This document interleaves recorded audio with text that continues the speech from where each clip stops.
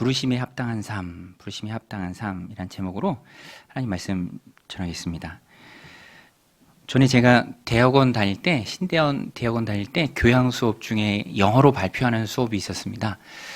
조별 발표였어요. 3명이 한 조가 되었는데 발표 전에 회의를 했죠. 그런데 한 전사님이 장황하게 이제 우리말로 설명을 하는 거예요.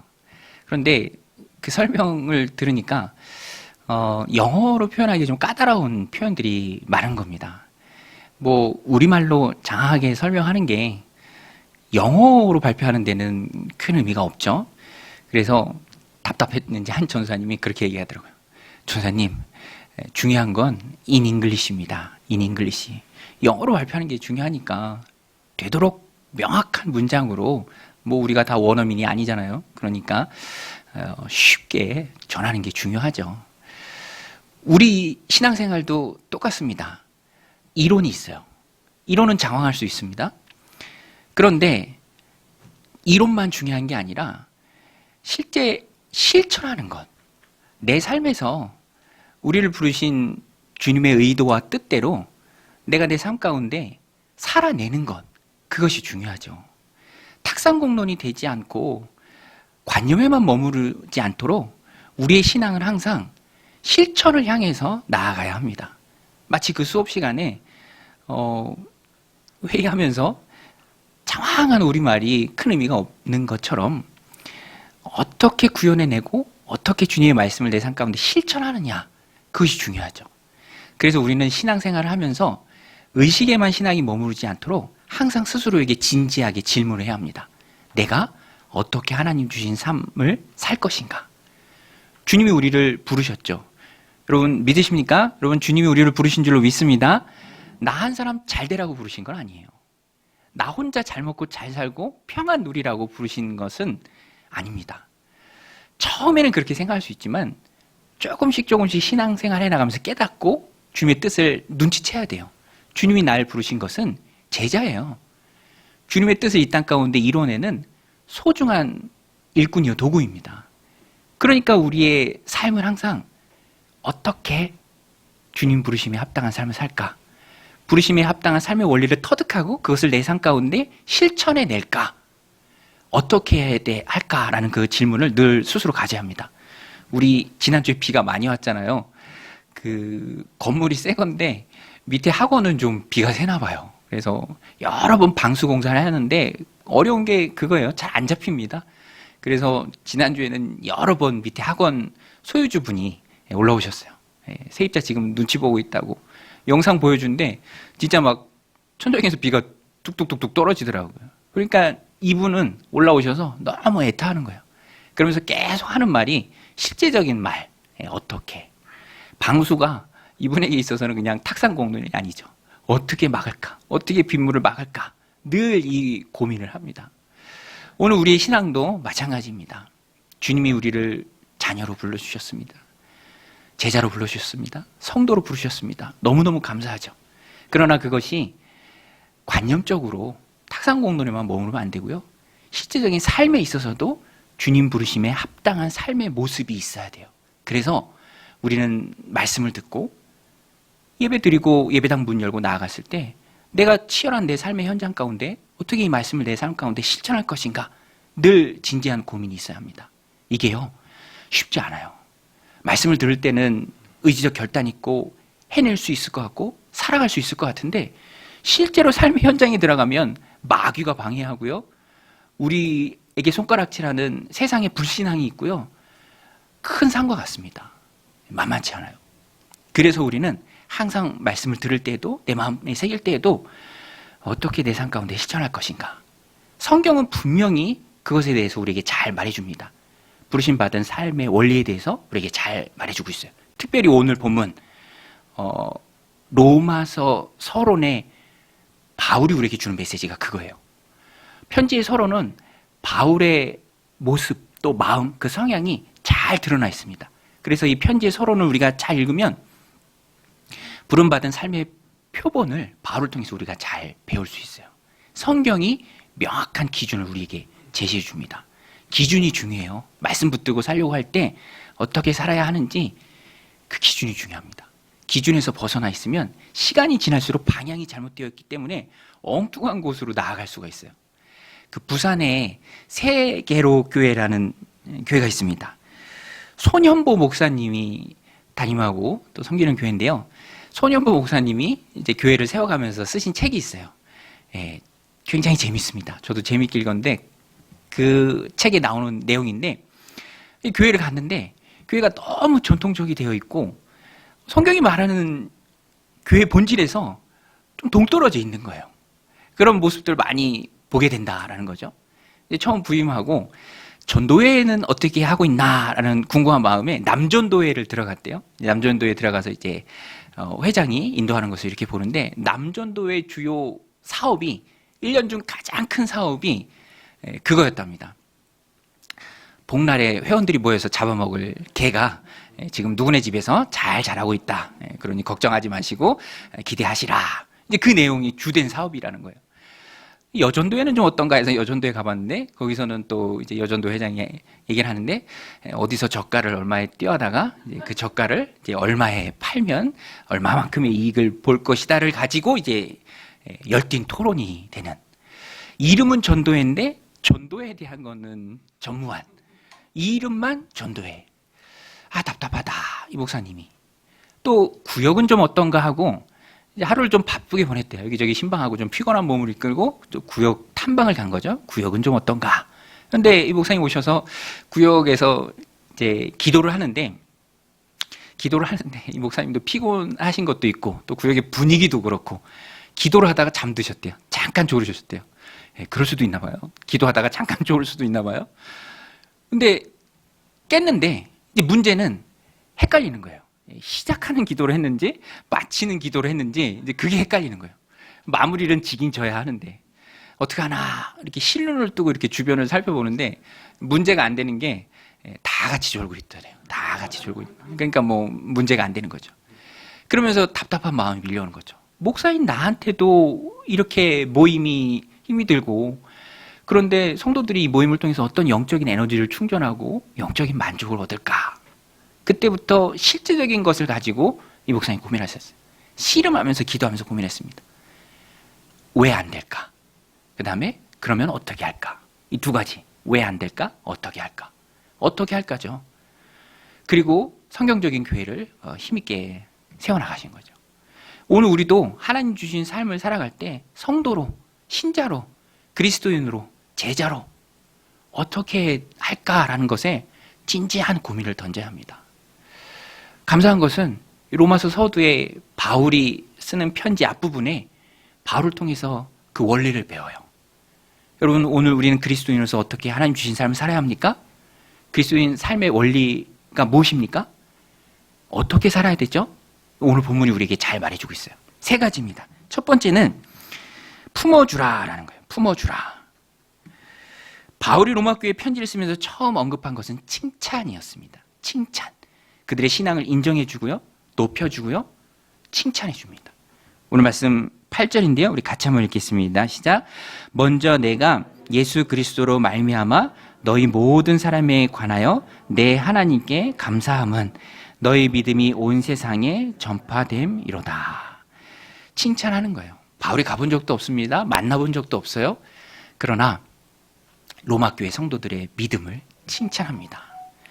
바울은요, 칭찬에 후한 사람이었어요. 여러분, 칭찬하는데 후한 성도님들이 다 되시길 바랍니다. 그게 중요해요. 칭찬하면 마음이 열립니다. 고래도 춤추게 한다면서요, 칭찬이. 바울은 물론 잘못할 땐 꾸짖었죠. 엄하게 꾸짖었습니다. 고린도 전후서 같은 데 보면 꾸짖는 내용이 참 많이 나오죠. 그럼에도 불구하고 그 시작은 항상 칭찬이었어요. 마음이 열리기 위해서.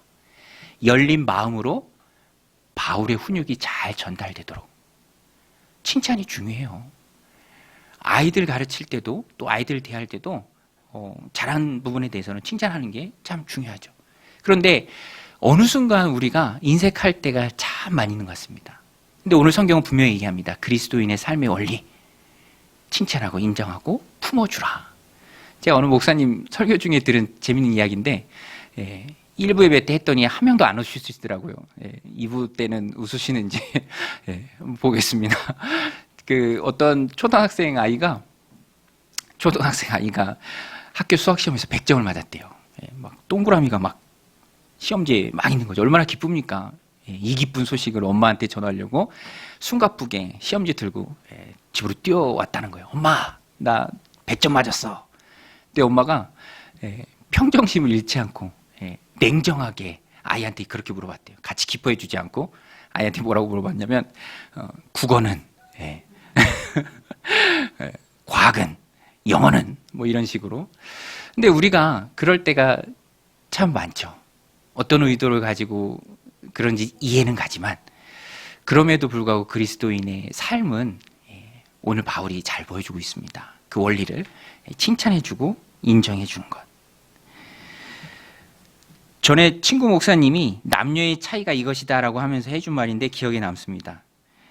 여자는 사랑받기 위해 태어난 사람이고 남자는 인정받기 위해 태어난 사람이다.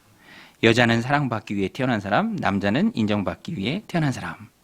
여러분 어떠세요? 동의하십니까?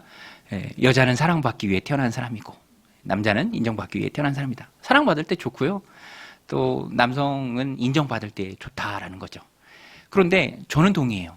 제가 그렇더라고요. 인정받을 때 좋아요. 인정받는 말, 빈말이라 할지라도 기분이 좋다니까요. 아내한테 듣고 또 사람들한테 들으면 좋아요. 저희 교회 유튜브 있는데 뭐 구독자가 그렇게 많지는 않습니다. 그리고 또 조회수가 그렇게 많지는 않아요. 그런데 가끔 가다가 올린 설교 영상 중에 조회수가 유독 많은 그런 영상이 가끔 있을 때가 있어요. 그럼 제 기분이 어떨까요? 좋아요. 계속 보게 돼요. 사람이 그렇습니다. 인정받을 때, 또 칭찬받을 때 마음이 열리죠. 마음이 열립니다. 열린 그 마음을 통해서 말씀이 들어가고요. 또 진솔한 교제가 이루어질 수 있습니다. 그래서 그리스도인들은 항상 마음을 넓게 열어야 합니다. 많은 사람들을 포용할 수 있어야죠. 바다가 제일 낮은 물이지만 모든 강의 물을 받죠. 그래서 가장 큰 물입니다. 바다 같은 사람들이 오늘 우리 주변에도 참 많이 있습니다. 이런 사람 저런 사람 가리지 않고 다 품어주고 그 안에서 새로워지고, 예수님도요 12제자를 선택하셨을 때 물론 예수님이 원하셔서 선택한 제자들이지만 그들의 사회적 면면을 보면 참 다양해요. 예를 들어서 당시에 세금을 걷는 세리는 죄인과 동의어였습니다. 민족의 변절자죠. 아예 그냥 추방을 하는 사람들이 세리였어요. 세금 걷어서 로마 정부에 바치니까. 근데 예수님 제자 중에도 세리가 있었잖아요. 마태. 또 예수님 제자 중에도 극단적 민족주의자들, 성경에 열심당이라고 나옵니다. 열심당, 시몬. 그런 사람들도 함께 있었어요. 도무지 같이 할 수 없을 것 같은 그 사람들이 마음이 넓으시고 모든 사람을 품으시며 사랑으로 대하신 바다 같은 예수님 제자로 있었습니다. 반면에 바리새인들은 그런 일을 못했어요. 전혀 못했습니다. 율법과 전통에 매여서 그것 지키는 사람, 안 지키는 사람 나누고 못 지킬 때 판단하고 정죄하고 그렇게 했죠. 살리는 일을 하는 것이 아니라 죽이는 일을 했습니다. 생명 살리는 일에서 가장 중요한 건, 주님이 우리를 생명 살리는 일로 부르셨는데 생명 살리는 일에 있어서 가장 중요한 건 주님이 보여주신 모범입니다. 그리고 오늘 바울이 편지 서두에 안부 인사 때 하는 말이죠. 정말로 그들이 잘해서 칭찬한 것일 수도 있지만 바울의 평소의 성품이 그래요.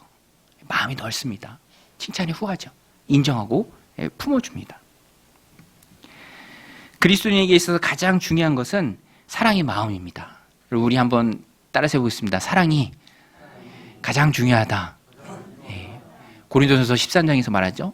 사랑이 가장 중요해요. 사랑이 없으면 아무리 은사가 많고 능력이 많아도 불사르게 자기의 몸을 내어줄지라도 그 중심에 사랑이 없다면, 바탕이 사랑이 아니라면 울리는 소리와 꽹과리죠. 소음입니다. 소음. 시끄러운 거죠. 사랑이 가장 중요합니다.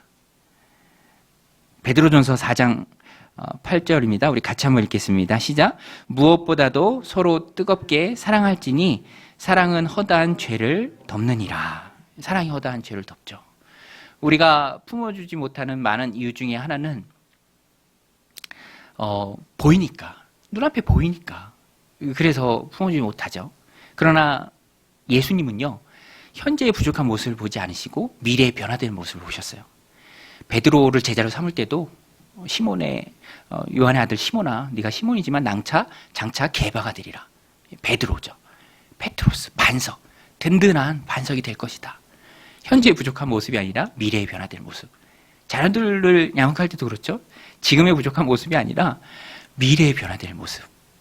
오늘 우리의 삶도 그리스도인으로서 그래야 합니다. 지금의 부족한 모습이 아니라 가족이든 공동체 안의 지체든 또 만나는 누구든 바울이 오늘 본문에서 보여주는 것처럼 품고 인정하고 칭찬해 줄 수 있는 그런 모습이 있어야 합니다. 저도 얼마나 좋아질까에 대한 기대감은 늘 가져요. 공동체를 볼 때도 그렇고요. 또 사람들을 만날 때도 그렇습니다. 제 친구 중에 한 명이, 친구 목사님이 9년 전에 개척을 하셨어요. 자주 요새 만나는데 너무 대단해 보이더라고요. 와, 9년. 그죠? 우리 교회는 1년 6개월 됐습니다. 이제 1년 6개월. 9년 동안 교회를 세워가는 그 목사님을 보면서 나이는 저와 같지만 대단히 존경스럽고 귀한 마음이 들어요. 또 한편으로는 기대감도 듭니다. 우리 교회도 9년 후에는 어떠한 모습일까? 여러분, 9년 후에 우리 교회의 모습이 좋아질 줄로 믿습니다. 우리의 삶이 더 능력 있어질 줄로 믿습니다. 기대하는 마음이죠. 지금의 부족한 모습이 아니라 장차 변화될 모습을 가지고 주님은 많은 제자들을 품어주셨습니다. 심지어는요, 가룟 유다까지 품어주셨어요. 가룟 유다까지. 가룟 유다가 어떤 사람인지 다 알았지만 가룟 유다까지 품어주신 주님. 오늘 우리도 그리스도인의 삶의 원리, 사랑이라는 것을 깨닫고 인정해주고 칭찬해주고 품어주고 세워주는 그리 앞장서는 저 여러분들이 다 되시길 바랍니다. 두 번째 그리스도인의 삶의 원리는 간절하라입니다. 간절하라. 오늘 본문에 보면 바울이 감출 수가 없습니다. 바울의 마음 가운데 있는 이 간절함을 감출 수가 없어요. 9절에 보면 로마 교회 교인들을 위해 쉬지 않고 기도했습니다. 또 10절에도 보면 어떻게 해서든지 로마에 갈 수 있는 좋은 길이 열리도록 그것을 위해서 기도했어요. 그리고 11절에서는 왜 그토록 로마에 가고 싶었는가 이유를 말씀합니다. 우리 11절 같이 읽겠습니다. 시작. 내가 너희 보기를 간절히 원하는 것은 어떤 신령한 은사를 너희에게 나누어 주어 너희를 견고하게 하려 함이니, 간절한 마음을 가지고 로마에 가기를 원했습니다.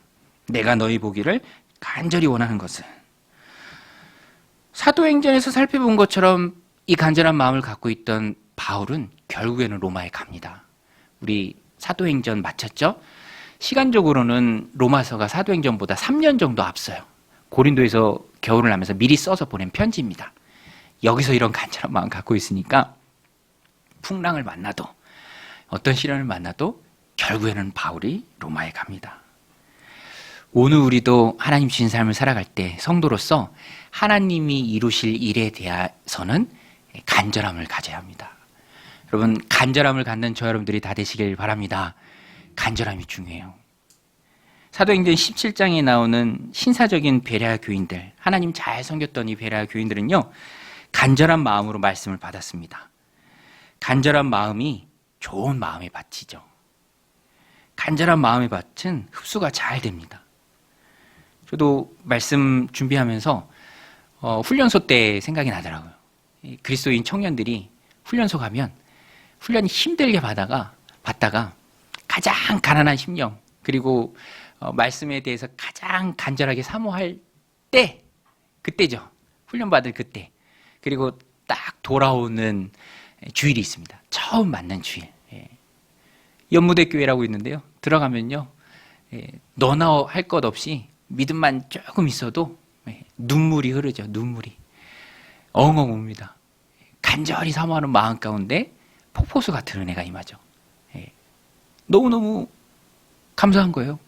여기서도 하나님 계시고 예배 드릴 수 있고, 실로암 찬양 부르면서 뛰고, 가난한 심령 가운데 은혜가 임합니다. 구약에서 하나님께 가장 간절히 매달렸던 사람을 한 명 꼽으라면 많은 사람들이 있지만 히스기야 왕입니다.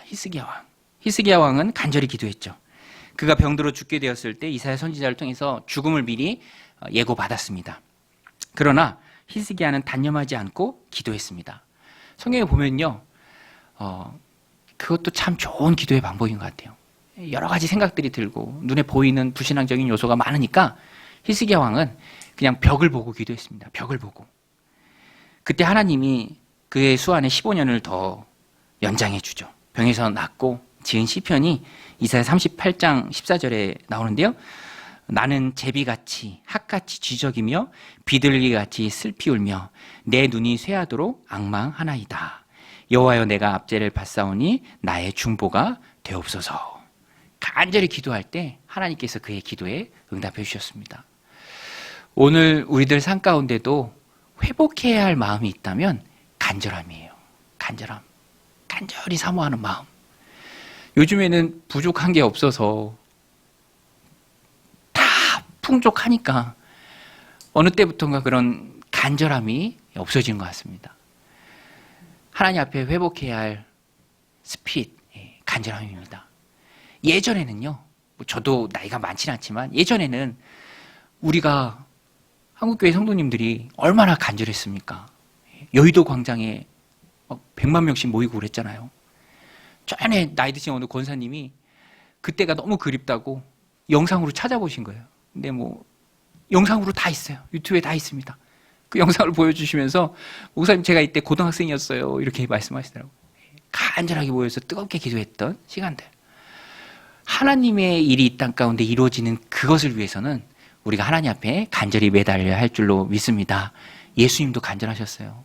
십자가를 지시기 위해서 간절히 기도하실 때 극심한 스트레스 때문에 모세혈관이 다 터지셨습니다. 그리고 땀샘에 그 피가 스며들어서 땀을 흘릴 때 핏방울처럼 땅에 떨어지셨죠. 주님이 십자가를 감당할 수 있었던 근원적인 힘은 간절함에 있습니다.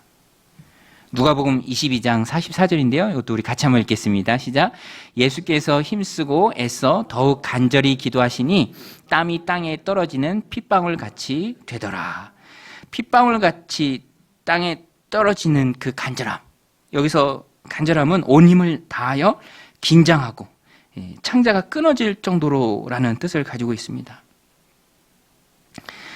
그렇게 주님이 기도하셨기 때문에 십자가를 지실 수 있었던 것이죠. 여러분, 예수님은요, 하나님이시지만 완전하신 사람입니다.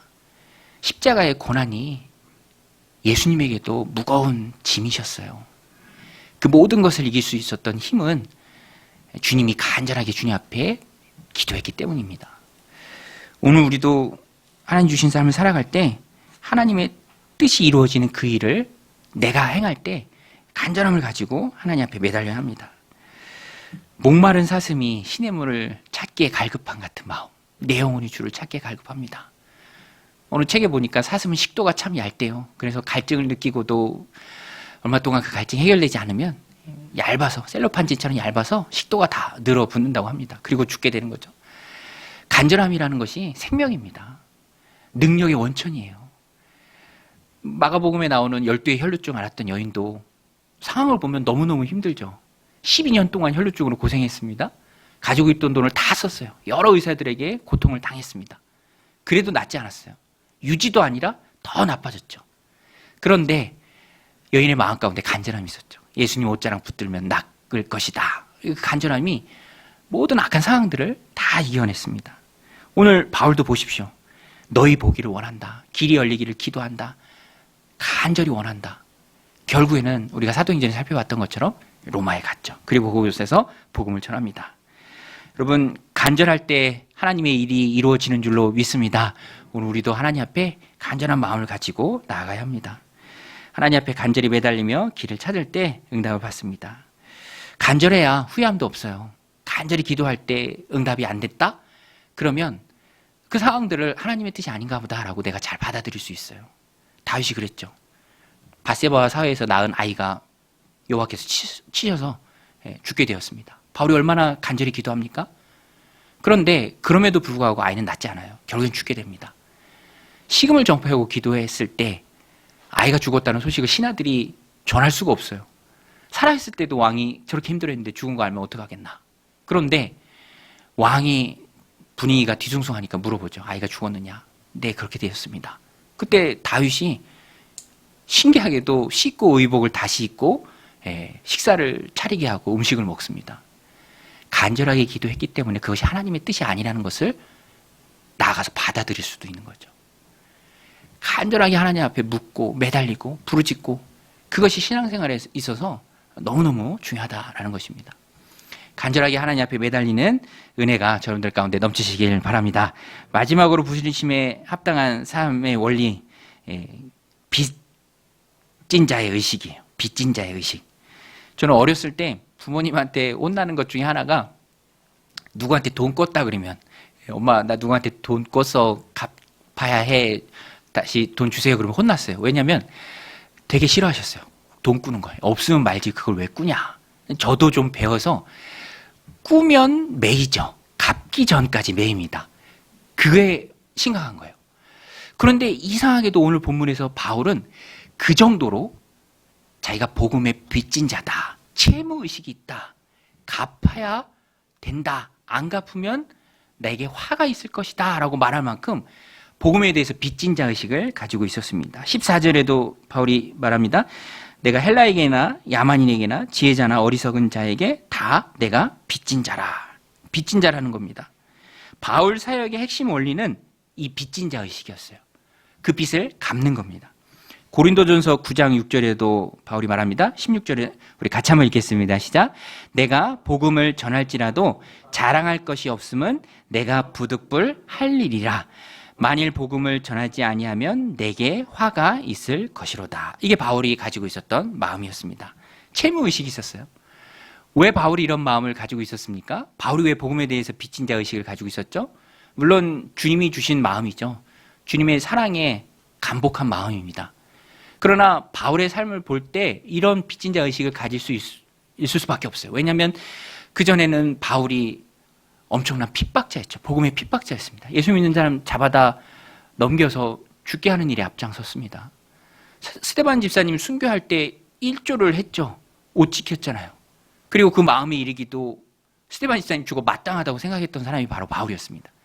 그런 바울도 하나님이 선택해 주셔서 복음 안에 들어오게 하시고 하나님 자녀 삼아주시고 사도로 세우셨으니 바울이 복음에 빚진 마음을 갖는 게 당연하죠. 그래서 내가 복음을 전할지라도, 수많은 교회를 세울지라도 그것이 자랑거리가 아니라 당연히 내가 해야 될 일이다. 나는 빚진 자다.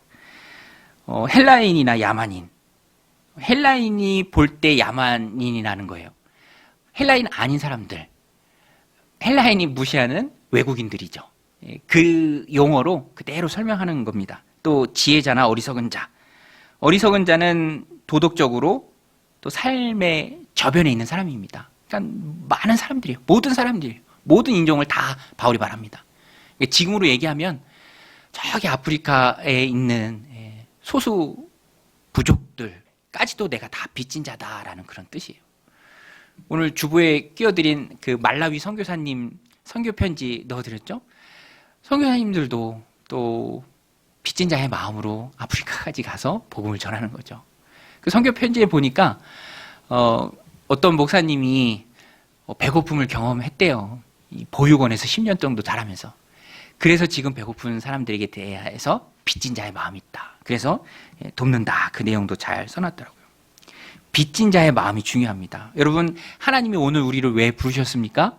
많고 많은 사람들 중에 우리를 선택해서 자녀 삼아주신 이유가 무엇입니까? 나 혼자 잘 먹고 잘 살라고 선택해 주신 게 아니에요. 나를 통해서 하나님이 이루고자 하시는 큰 일이 있습니다. 그리고 그 중심에 복음이 있어요. 지금도 복음을 듣지 못하고 알지 못해서 죽어가는 많은 영혼들을 향한 빚진 자의 마음을 우리가 가져야 합니다. 이스라엘이 이것을 놓쳤죠. 출애굽기 19장 6절을 보면 제사장 나라로 부른 내용이 나옵니다. 너희가 내게 대하여 제사장 나라가 되며 거룩한 백성이 되리라. 너는 이 말을 이스라엘 자손에게 전할지니라.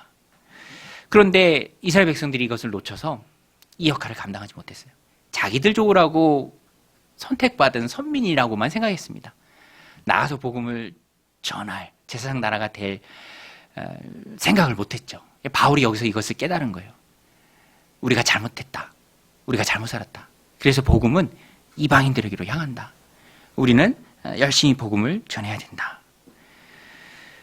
여러분, 먼저 믿고 먼저 부름받은 우리가 이 책임이 있습니다. 굉장한 책임이 있죠. 그래서 우리는 복음의 빚진 자의 의식을 가지고 있어야 합니다. 우리를 자녀 삼아 주시고 선택해 주신 주님의 은혜가 얼마나 귀합니까? 저도요, 말씀을 준비하면서 제가 누리는 은혜가 참 많다, 또 빚진 자의 의식을 갖게 되는 게 참 많더라고요. 제가 너무너무 감사한 것이 있는데 그 감사가 줄어들지 않고 오히려 시간이 갈수록 더 커져요. 그 중에 하나가 뭐냐면 예배당 가까이 집이 있는 거예요. 지난주에도 비가 그렇게 많이 오는데도 새벽 예배 나올 때 그냥 지하 주차장으로 오면 되니까, 또 금방 오니까 비 한 방울 안 맞고 올 수 있으니까 그 자체가 너무너무 감사하더라고요. 그래서 저는 빚진 마음이 있어요. 왜냐하면 교회 저랑 똑같이 개척해서 목회하는 이 친구 목사님들도 보면 어떤 분은 이 예배당이랑 집이 너무 멀어요. 1시간 넘게 걸려요. 그래서 어쩔 수 없이 이 집을 옮기지 못하니까 예배당을 이 집 근처로 옮기는 분도 있고, 그래도 한 20분 운전해야 되는데 그게 너무 가까워져서 좋다고 또 감사해하고 그런 모습 보면은 저는 또 얼마나 하나님 앞에 감사하고 또 얼마나 충성하면서 힘있게 교회를 세워가야 하는가, 또 성도님들 위해서 한 분 한 분 기도해 드려야 되는가라는 것을 깨닫게 되죠. 이 빚진 자 의식입니다. 또 우리 예배당이 참 깔끔하잖아요.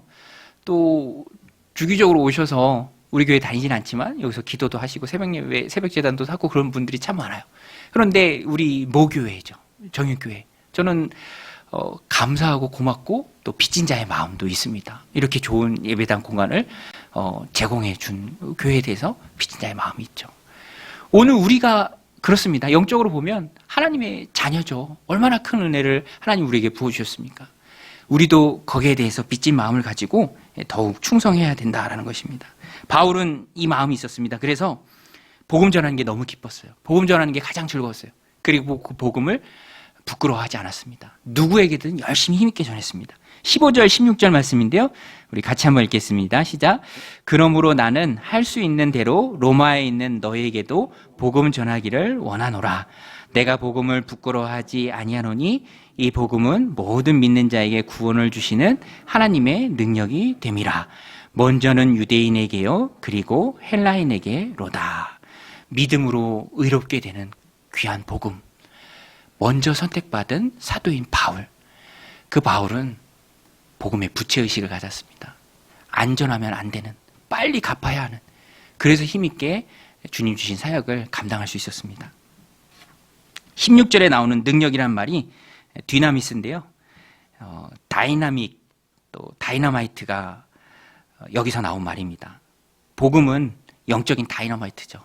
터뜨려서 새로운 사람이 되게 하는 것입니다. 이 복음을 주님이 우리에게 맡겨주셨고요, 우리는 그 복음을 전할 때 빚진 자의 마음으로 전해야 합니다. 오늘 3가지 말씀드렸습니다. 분명한 부르심 받은 삶의 성경적 기준, 품어주라, 또 간절하라, 그리고 빚진 자의 의식으로 복음을 전하라. 제자로 부름받은 저와 여러분들의 삶 가운데 이 성경의 원리대로 살아가는 은혜가 충만하시기를 주님의 이름으로 간절히 축원드립니다.